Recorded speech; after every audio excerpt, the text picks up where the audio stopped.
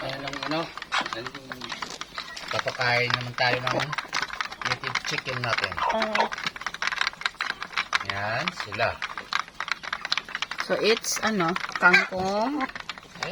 Kangkong at saka mais. Kinayod ng nyug.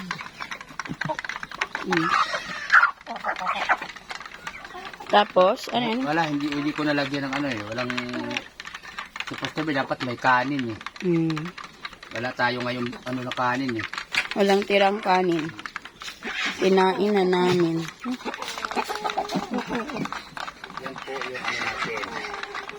Mga manok. Na-amaze sila kasi kumakain ng kangkong. Bakit daw kumakain ng kangkong? Ano lang yan. Lahat naman na anong bagay na ano ay kahit di tao, pag hindi ka sanay kumain, hindi ka talaga makakakain. Na-train sila maliit. Ngayon, ano ang gagawin mo?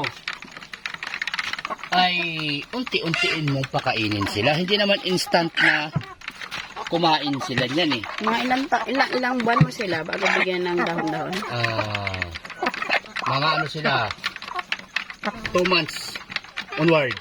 Pero yung first to 2 months, nakaano ito sila, nakaano ng integra. Ngayon, pagkatapos nun, unti-untiin na natin silang pakakainin ng mga ganito. In-introduce na niya na ng dahon.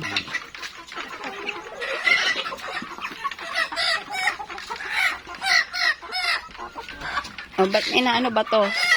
Naaway nila eh. Lumipat kasi ito eh. Nandun dito sa kabila eh. Ang tapang! Ang tapang! Ang tapang!